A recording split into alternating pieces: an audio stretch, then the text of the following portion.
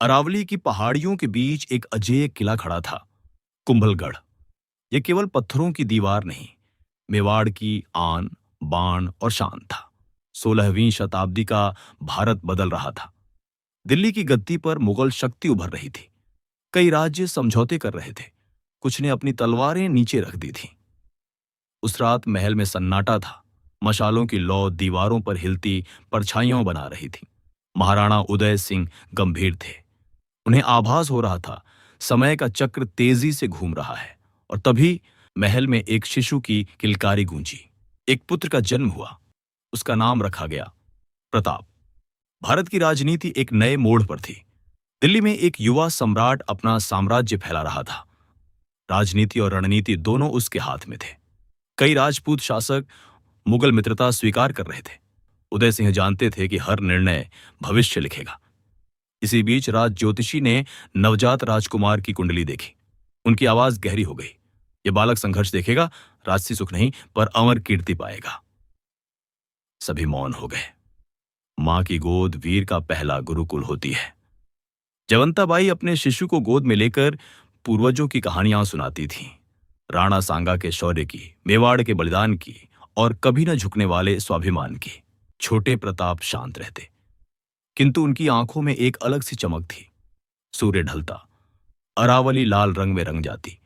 उस शांत क्षण में एक युग अपनी नींव रख रहा था। एक रात महल के कक्ष में लटकी तलवार की छाया दीवार पर पड़ रही थी। पालने में लेटे शिशु प्रताप उस चमकती धार को देख रहे थे, मानो उनका भविष्य उनकी आंखों के सामने हो। तलवार केवल लोहे की नहीं थी, वह जिम्मेदारी थी, वह मर्यादा थी। मेवाड़ में उत्सव मनाया गया, गांव गांव में दीप जलाए गए। प्रजा प्रसन्न थी, उनके राणा को उत्तराधिकारी प्राप्त हुआ था। लेकिन प्रजा के चेहरों पर एक और भावना थी, आशा की। उन्हें ऐसे नेता की आवश्यकता थी जो उनका रक्षक बने।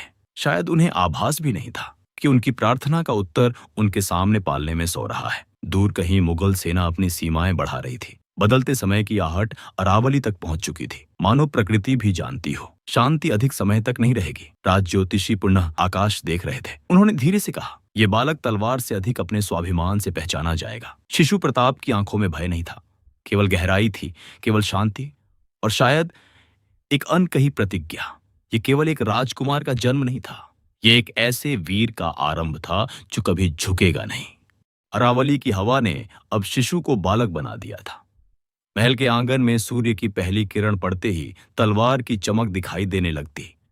प्रताप हाथ में लकड़ी की तलवार लिए खड़े थे। उनकी आयु छोटी थी किंतु दृष्टि दृढ़। राजगुरु उन्हें सिखाते, तलवार केवल हथियार नहीं, मर्यादा है। योद्धा पहले अपने मन को जीतता है। प्रताप हर वार में बल के साथ नियंत्रण सीख रहे थे। गिरते, उठते, फिर से प्रहार करते। मिट्टी उनके वस्त्रों पर लग जाती, किंतु उनका उत्साह कभी कम न होता। अन्य राजकुमार थक जाते, लेकिन प्रताप रुकना नहीं जानते थे। योद्धा केवल तलवार से नहीं बनता, उसका मन भी सशक्त होना चाहिए। प्रातःकाल प्रताप अरावली की पहाड़ियों की ओर देखकर ध्यान लगाते। राजगुरु उन्हें सिखाते, क्रोध शत्रु है, धैर्य मित्र। उन्होंने सीखा कि युद्ध से पहले शांति को समझना आवश्यक है। राज अस्तबल में एक घोड़ा था, तेज, जिद्दी, किसी को पास नहीं आने देता। सिपाही उसे संभाल नहीं पा रहे थे। छोटे प्रताप आगे बढ़े और उसकी आंखों में देखा, न भय न क्रोध, केवल विश्वास। उन्होंने धीरे से हाथ बढ़ाया। घोड़ा शांत हो गया, मानो दोनों ने एक दूसरे को पहचान लिया हो। वह था चेतक। एक दिन प्रशिक्षण के दौरान एक युवा सैनिक गिर पड़ा। अन्य सब आगे बढ़ गए, लेकिन प्रताप रुक गए। उन्होंने उसे उठाया और कहा, योद्धा कभी अपने साथी को पीछे नहीं छोड़ता। एक दिन महल के पास के गांव में अफरा तफरी मच गई। एक जंगली पशु ने लोगों को डरा दिया। सिपाही पहुंचते उसे पहले ही प्रताप ने घोड़ा मोड़ लिया। राजगुरु पुकार उठे, यह खतरा है, लेकिन प्रताप रुकने वाले नहीं थे। उन्होंने तलवार उठाई, भय के सामने खड़े हो गए। उस क्षण वे केवल राजकुमार नहीं, रक्षक थे। गांव वाले उन्हें देखते रह गए। प्रशिक्षण के एक दिन एक वरिष्ठ योद्धा ने प्रताप को चुनौती दी। सबको लगा यह असंभव है, लेकिन प्रताप ने धैर्य रखा, प्रहार को रोका, सही क्षण की प्रतीक्षा की और एक स्पष्ट नियंत्रित आघात से उसे नीचे गिरा दिया। दरबार में सन्नाटा छा गया। वृद्ध जन फुसफुसाए, ये बालक सामान्य राजकुमार नहीं है। रात्रि का समय था। उदय सिंह झरोखे से प्रताप को देख रहे थे। मशाल की रोशनी में तलवार की चमक कुछ अलग ही दिखाई दे रही थी। दरबार में कुछ मंत्री संदेह करते थे, क्या यह युवा राजकुमार राज्य का भार उठा पाएगा? लेकिन उदय सिंह की आंखों में विश्वास था, प्रताप की आंखों में बालपन था, किंतु भीतर एक योद्धा जाग चुका था। यह केवल आरंभ था। आने वाला समय उनकी तलवार की वास्तविक परीक्षा लेने वाला था। दरबार के एक अंधेरे कोने में दो मंत्री धीरे से कहते हैं, समय आ रहा है जब केवल तलवार नहीं, राजनीति भी परखी जाएगी। समय बदल रहा था। मेवाड़ पर बाहरी और आंतरिक दोनों प्रकार के संकट मंडरा रहे थे। महाराणा उदय सिंह वृद्ध हो रहे थे। राज्य को एक सशक्त नेता की आवश्यकता थी। दरबार में सन्नाटा था। मंत्री और अन्य सरदार अपने अपने समीकरण साध रहे थे। क्या अगला राणा प्रताप होगा या कोई और? प्रताप ने बचपन से ही वीरता दिखाई थी। प्रजा उनसे प्रेम करती थी, लेकिन महल के भीतर कुछ लोग इस बात से असंतुष्ट थे। एक निर्णय मेवाड़ का भविष्य निर्धारित करने वाला था। महलों के भीतर कनाफूसियां बढ़ रही थीं। कुछ कहते प्रताप ही योग्य है, कुछ फुसफुसाते राज्य को शांतिप्रिय और समझौता करने वाला शासक चाहिए। राजनीति की चालें चल चुकी थीं। उदय सिंह दुर्बल पड़ रहे थे। प्रतिदिन उनका स्वास्थ्य गिर रहा था। दरबार में शब्दों से अधिक संकेत चल रहे थे। महल के एक अन्य कक्ष में एक और युवा राजकुमार अपने स्वप्न बुन रहा था। जगमल, उसे प्रतीत होता था कि गद्दी उसी का अधिकार है। कुछ दरबारियों ने उसके मन में यह विचार और दृढ़ कर दिया था। उदय सिंह के अंतिम दिन निकट आए। एक भावनात्मक क्षण में जगमल को उत्तराधिकारी घोषित कर दिया गया। दरबार में हलचल मच गई। प्रताप मौन रहे, न विरोध न रोष। महलों के बाहर प्रजा भी चिंतित थी। उन्होंने प्रताप को देखा था, जंगली पशु से गांव की रक्षा करते हुए, सैनिकों को संभालते हुए। उनके लिए राणा वही था जो उनका रक्षक बने। गांव गांव में चर्चा फैल गई, यदि प्रताप राणा न बने तो मेवाड़ दुर्बल हो जाएगा। एक रात मशालों की रोशनी में वीर सरदार एकत्र हुए। एक स्वर उठा, राज्य को वीर चाहिए, केवल उत्तराधिकारी नहीं। सभी ने प्रताप का नाम लिया। यह निर्णय केवल राजनीतिक नहीं था, यह मेवाड़ की आत्मा का निर्णय था। प्रताप को बुलाया गया। उन्होंने सब सुना, कुछ क्षण मौन रहे, फिर धीरे से कहा, यदि यह मेवाड़ की इच्छा है तो मैं अपने प्राण तक न्यौछावर कर दूंगा। उनके शब्दों में गर्व नहीं, उत्तरदायित्व था। अगली प्रातः दरबार में इतिहास लिखा गया। जगमल को हटाकर प्रताप को मेवाड़ का राणा घोषित किया गया। तिलक लगाया गया। नगाड़े गूंज उठे। प्रजा ने राहत की सांस ली, किंतु जगमल के मुख पर शांत क्रोध स्पष्ट था। राज तिलक के पश्चात का शांत क्षण। प्रताप महल की दीवार पर खड़े अरावली को निहार रहे थे। दूर दिल्ली में एक युवा सम्राट अपना साम्राज्य बढ़ा रहा था। अकबर, एक ओर नया राणा, दूसरी ओर बढ़ता साम्राज्य। इतिहास दोनों को एक ही पथ पर लाने वाला था। यह केवल गद्दी का संघर्ष नहीं था, यह दो दृष्टिकोणों का टकराव था, और यह टकराव अब अनिवार्य था। एक ओर नया राणा, दूसरी ओर विस्तार करता हुआ साम्राज्य। दिल्ली के शाही दरबार में एक युवा सम्राट अपना साम्राज्य बढ़ा रहा था। अकबर। राजपूताना के अनेक राजा उसकी मित्रता स्वीकार कर चुके थे। संधियां हो रही थीं, वैवाहिक संबंध स्थापित हो रहे थे। लेकिन एक नाम था जो अभी तक नहीं झुका था, मेवाड़। अकबर ने अपने मंत्रियों से कहा, मेवाड़ को तलवार से नहीं, राजनीति से जीतना होगा। एक संदेश तैयार किया गया, एक प्रस्ताव मित्रता का, किंतु उस प्रस्ताव के पीछे एक स्पष्ट शर्त थी, स्वीकार करो या तैयार हो जाओ। अकबर जानता था मेवाड़ को सीधे युद्ध से जीतना कठिन होगा, इसलिए पहले संधि, पहले मित्रता। राजनीति कभी तलवार से कम तीखी नहीं होती। दिल्ली से निकला संदेशवाहक केवल एक पत्र नहीं, एक संकेत लेकर जा रहा था। मेवाड़ के दरबार में मुगल संदेशवाहक पहुंचा। उसके हाथ में शाही फरमान था। दरबार में सन्नाटा छा गया। प्रस्ताव स्पष्ट था, मुगल साम्राज्य की अधीनता स्वीकार करो, बदले में सुरक्षा, सम्मान और सुविधाएं मिलेंगी। कुछ सरदार चिंतित थे, क्या यही समय की मांग है? लेकिन प्रताप मौन थे। उन्होंने फरमान को देखा, फिर अपनी तलवार को। उनकी आंखों में संघर्ष नहीं, दृढ़ संकल्प था। रात गहरी थी। महल के कक्ष में प्रताप अकेले थे। एक ओर राज्य की सुरक्षा, दूसरी ओर स्वाभिमान। क्या सुख और शांति के लिए झुक जाना उचित होगा? लेकिन मेवाड़ की परंपरा ने कभी अधीनता स्वीकार नहीं की। राणा सांगा का बलिदान, मेवाड़ का इतिहास। उनके मन का द्वंद्व धीरे धीरे दृढ़ निश्चय में बदल गया। प्रताप ने अपने निकटतम सरदारों को बुलाया। राज्य की रक्षा के लिए यदि सुख छोड़ना पड़े तो क्या तुम तैयार हो? सभी ने एक स्वर में कहा, राणा जी, हम आपके साथ हैं। ये शब्द केवल निष्ठा नहीं, एक प्रतिज्ञा थे।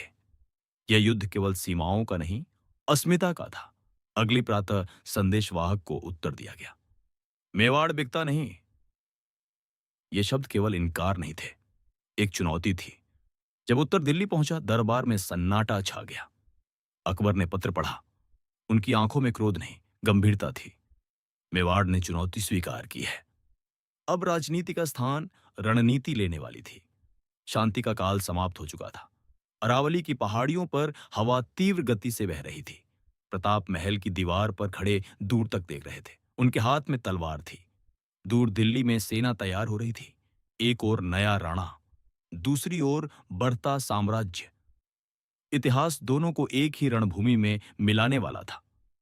यह टकराव अब अनिवार्य था।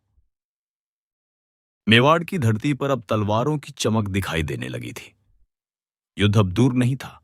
महाराणा प्रताप ने निर्णय कर लिया था, झुकना नहीं। राजपूत सैनिक अपने हथियार तैयार कर रहे थे। लोहा तप रहा था।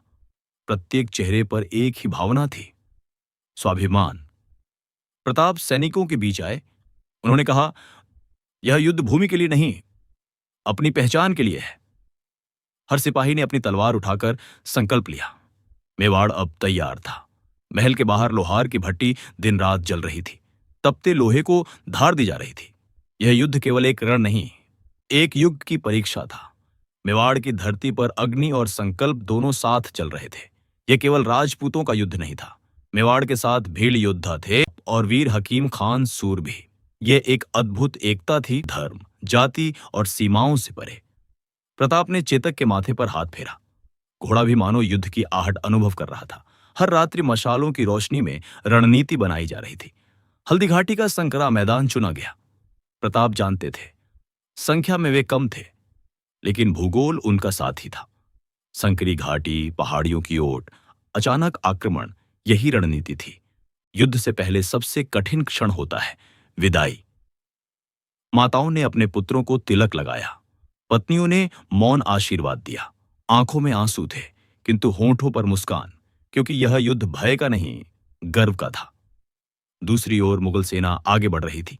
इस सेना का नेतृत्व कर रहे थे राजा मानसिंह। हाथी, घोड़े, तोपें, सेना विशाल थी। प्रताप ने दूर से रणभूमि को देखा। उनके चेहरे पर भय नहीं था, केवल एक प्रश्न, क्या मेवाड़ अपनी स्वतंत्रता बचा पाएगा? फिर उन्होंने अपनी तलवार निकाली। सूर्य की किरणें उस धार पर चमक उठीं। ये चमक एक राज्य के संकल्प की थी। प्रातः का पहला सूर्य हल्दी घाटी पर उदित हुआ। दो सेनाएं आमने सामने खड़ी थीं। एक ओर मेवाड़, संख्या में कम किंतु संकल्प में असीम। दूसरी ओर मुगल साम्राज्य, विशाल और सशक्त। प्रताप चेतक पर सवार हुए। नगाड़े गूंज उठे। इतिहास मानो श्वास रोके खड़ा था। अगला क्षण, या विजय या बलिदान। अचानक शंखनाद गूंजा और घोड़ों की टापों ने धरती को कंपा दिया।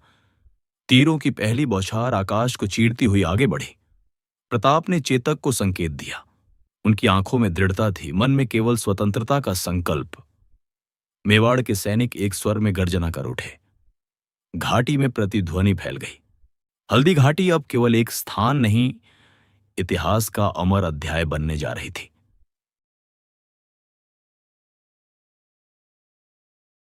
हल्दी घाटी की पीली मिट्टी पर सूर्य उदित हो चुका था। दो सेनाएं आमने सामने खड़ी थीं। एक ओर मुगल सेना, संख्या में विशाल। दूसरी ओर मेवाड़, संख्या में कम किंतु संकल्प में असीम। महाराणा प्रताप चेतक पर सवार थे। उनकी आंखों में भय नहीं था। नगाड़े बजे। राजपूत सेना बिजली की भांति आगे बढ़ी। तलवारें टकराईं। हल्दी घाटी युद्धभूमि बन चुकी थी। ढालों पर प्रहार की ध्वनि गूंज रही थी। राजपूत योद्धा अपनी संपूर्ण शक्ति से युद्ध कर रहे थे। हर प्रहार में केवल बल नहीं, प्रतिज्ञा थी। मुगल सेना संख्या में अधिक थी, किंतु राजपूतों का जुनून उनके सामने दीवार बनकर खड़ा था। युद्ध के मध्य प्रताप ने सीधे शत्रु की अग्रिम पंक्ति पर आक्रमण किया। मुगल सेना का नेतृत्व कर रहे थे राजा मानसिंह। प्रताप का भाला हाथी की ओर बढ़ा। चेतक ने अपनी संपूर्ण शक्ति से उछाल भरी, किंतु युद्ध किसी एक प्रहार से नहीं जीता जाता। रणभूमि बलिदानों से भरती जा रही थी। हकीम खान सूर अपनी टुकड़ी के साथ मुगल पंक्तियों पर टूट पड़े। भीड़ धनुर्धर पहाड़ियों से बाणों की वर्षा कर रहे थे। दोपहर तक युद्ध का पलड़ा मुगल सेना की ओर झुकने लगा। राजपूत सैनिक थक चुके थे। घायल घोड़े, टूटी ढालें और रणभूमि पर बिखरी वीरता की गाथाएं। प्रताप भी घायल हो चुके थे, किंतु उनका साहस अब भी अटूट था। चेतक भी गंभीर रूप से घायल था, किंतु निष्ठा की कोई सीमा होती है क्या? चेतक ने अपने राणा को बचाने के लिए दौड़ लगाई। पीछे शत्रु था, आगे एक संकरी धारा। चेतक ने अपनी अंतिम शक्ति जुटाकर छलांग लगाई। प्रताप सुरक्षित पार हो गए, किंतु चेतक भूमि पर गिर पड़ा। उसकी श्वासें मंद पड़ रही थीं। प्रताप ने चेतक का सिर अपनी गोद में लिया। यह युद्ध का सबसे शांत किंतु सबसे गहन क्षण था। प्रताप की आंखों में आंसू थे, किंतु भीतर अग्नि प्रज्वलित थी। हल्दी घाटी का मैदान शांत हो चुका था। मुगल सेना ने रणभूमि पर अधिकार कर लिया था, किंतु प्रताप जीवित थे। हल्दी घाटी एक युद्ध था, संघर्ष अभी शेष था। हल्दी घाटी का युद्ध समाप्त हो चुका था, किंतु कहानी नहीं। रणभूमि मुगल सेना के अधिकार में थी, पर महाराणा प्रताप जीवित थे। अब महल नहीं, जंगल उनका घर था। अरावली की कठिन पहाड़ियां, कांटों से भरे मार्ग और अनिश्चित भविष्य। राजसी सुविधाएं छूट चुकी थीं। वस्त्र साधारण थे, भोजन अल्प था, किंतु उनकी आंखों में वही अग्नि प्रज्वलित थी। ये पराजय नहीं थी, यह एक नए संघर्ष का प्रारंभ था। जंगल में प्रत्येक दिन एक परीक्षा था, कभी तेज वर्षा, कभी प्रचंड धूप। सैनिक वृक्षों के नीचे विश्राम करते, पत्तों से छप्पर बनाते। मेवाड़ का राणा अब पत्थर पर बैठकर भोजन करता था, किंतु उन्होंने कभी शिकायत नहीं की। उनका जीवन ही उनकी प्रजा के लिए प्रेरणा बन चुका था। हल्दी घाटी के युद्ध के बाद उनकी रानी अजाब्द पुनवार और उनके बच्चे भी उनके साथ जंगल में आकर रहने लगे थे। जंगल का जीवन केवल योद्धा की नहीं, परिवार की भी परीक्षा लेता है। एक रात जब भोजन के नाम पर केवल घास की रोटी थी, प्रताप मौन होकर देखते रहे। एक क्षण के लिए उनका हृदय डगमगा उठा। ये प्रश्न किसी तलवार से अधिक तीखा था, किंतु अगले ही क्षण प्रताप ने अपनी मुट्ठी बांध ली। ये दुख क्षणिक है, पर अधीनता स्थायी हो सकती है। सैनिक भी थक चुके थे। कुछ क्षणों के लिए उनके मन में भी संदेह उत्पन्न हुआ, किंतु जब उन्होंने प्रताप को अपने समान जीवन जीते देखा, मिट्टी में, भूख में, संघर्ष में, उनका विश्वास पुनः दृढ़ हो गया। यह राणा केवल शासक नहीं, उनका साथी था। इसी कठिन काल में एक दिन मुगल संदेशवाहक जंगल तक पहुंचा। संदेश था, समझौता करो, शांति प्राप्त करो। यह संदेश अकबर ने भेजा था। प्रताप ने पत्र पढ़ा। उनके सामने दो मार्ग थे, एक सुख का, दूसरा संघर्ष का। उन्होंने पत्र मोड़ दिया, जब तक प्राण है मेवाड़ स्वतंत्र रहेगा। हवा तेज चलने लगी, मानो अरावली ने भी उनका संकल्प सुन लिया हो। प्रताप ने प्रत्यक्ष युद्ध नहीं चुना। छोटे आक्रमण, आकस्मिक प्रहार, रात्रि के अंधकार में मुगल चौकियों पर आक्रमण, यह गुरिल्ला रणनीति थी। प्रत्येक छोटी विजय मेवाड़ का साहस बढ़ा रही थी। जंगल अब उनका किला बन चुका था। एक रात्रि दूर पहाड़ियों पर मशालों की रोशनी दिखाई दी। एक गुप्त संदेश आया। एक निष्ठावान व्यक्ति धन और सहायता के साथ मिलने की इच्छा रखता है। प्रताप की आंखों में पहली बार एक नई चमक दिखाई दी। शायद भाग्य फिर से करवट लेने वाला था। जंगल का यह काल अत्यंत कठिन था, किंतु इसने प्रताप को और अधिक दृढ़ बना दिया। यह केवल जीवित रहने का संघर्ष नहीं था, यह स्वाभिमान की रक्षा की यात्रा थी। और अब वापसी का समय निकट था। जंगल ने राणा को तोड़ा नहीं, उसे और कठोर बना दिया। प्रातः होने से पूर्व वह व्यक्ति उपस्थित हुआ, भामाशाह। उन्होंने अपने जीवन भर की संचित संपत्ति प्रताप के चरणों में अर्पित कर दी। यह धन मेवाड़ का है, इसे सेना संगठित कीजिए। प्रताप की आंखों में नमी थी। यह केवल धन नहीं था, विश्वास था। मेवाड़ ने पुनः श्वास ली। भामाशाह के सहयोग से नए सैनिक भर्ती होने लगे। तलवारों को पुनः धार दी गई, घोड़ों को फिर से तैयार किया गया। मेवाड़ का उत्साह धीरे धीरे लौटने लगा। प्रताप ने प्रत्यक्ष संघर्ष का मार्ग नहीं चुना। अरावली की पहाड़ियां उनकी सहयोगी थीं, जंगल उनका किला था। रात्रि के अंधकार में अचानक आक्रमण होने लगे। मुगल चौकियां ध्वस्त होने लगीं। ये थी गुरिल्ला रणनीति। प्रत्येक प्रहार के बाद राजपूत सैनिक अंधकार में विलीन हो जाते। शत्रु आश्चर्यचकित था। छोटी छोटी विजय मेवाड़ का साहस बढ़ाने लगी। धीरे धीरे गांव पुनः बसने लगे। खेतों में हल चलने लगा। बच्चों की हंसी फिर से गूंजने लगी। लोग कहने लगे, राणा लौट रहा है। एक के बाद एक छोटे किले पुनः प्राप्त किए जाने लगे। मुगल चौकियों पर राजपूत ध्वज फिर से लहराने लगा। ये विजय विशाल नहीं थी, किंतु प्रेरणादायक थी। प्रत्येक किला एक संदेश था, मेवाड़ अब भी जीवित है। दूर दिल्ली में समाचार पहुंचने लगे। अकबर गंभीर हो उठा। मेवाड़ पुनः उठ खड़ा हो रहा है। राजनीति फिर सक्रिय हो गई। ये युद्ध अब केवल रणभूमि तक सीमित नहीं था, ये समय और धैर्य का संघर्ष था। अब उनकी आंखों में विजय का संकल्प था। हल्दी घाटी के पश्चात जिसे पराजय समझा गया था, वही कथा अब पुनः लिखी जा रही थी। प्रताप केवल जीवित नहीं थे, वे पुनर्जन्म ले चुके थे। ये संघर्ष अब नई दिशा लेने वाला था। अरावली की चोटियों पर सूर्यास्त की लालिमा फैल रही थी। प्रताप ने दूर क्षितिज की ओर देखा। उन्होंने धीरे से कहा, जब तक मेवाड़ का प्रत्येक अंश स्वतंत्र न हो जाए, विश्राम नहीं। वन उनका आश्रय था, पर लक्ष्य सिंहासन नहीं, स्वाधीनता थी। सैनिकों ने एक स्वर में उत्तर दिया। उनकी थकान अब दृढ़ निश्चय में बदल चुकी थी। इतिहास ने उस क्षण एक सत्य अंकित किया, जिसका संकल्प अडिग हो उसे पराजित नहीं किया जा सकता। जिसे जंगल ने छिपा दिया था, वही अब साम्राज्य को चुनौती दे रहा है। जंगल का संघर्ष अब विजय में परिवर्तित हो रहा था। महाराणा प्रताप ने एक एक करके मेवाड़ के अधिकांश किले पुनः प्राप्त कर लिए। अरावली की पहाड़ियों पर फिर से मेवाड़ का ध्वज लहराने लगा। यह प्रत्यक्ष युद्ध की विजय नहीं थी, यह धैर्य का परिणाम था। गांव पुनः बसने लगे। बाजारों में फिर से चहल पहल गूंज उठी। मेवाड़ पुनः जीवंत हो उठा था, किंतु एक किला अभी भी दूर था, चित्तौड़, और उसका दर्द प्रताप के हृदय में सदा जीवित था। प्रताप के लिए राज गद्दी गौरव नहीं थी, उत्तरदायित्व थी। उन्होंने महलों के स्थान पर प्रजा के बीच रहना चुना। वे गांव गांव जाकर लोगों की समस्याएं सुनते। कृषि सुधरी, सुरक्षा सुदृढ़ हुई। मेवाड़ की प्रजा कहती थी, ये केवल राणा नहीं, हमारा रक्षक है। ये विजय केवल तलवार की नहीं, विश्वास की थी। किलों को सुदृढ़ किया गया, मार्गों को सुधारा गया, व्यापार पुनः आरंभ हुआ। मेवाड़ ने अपने घाव भरने प्रारंभ किए।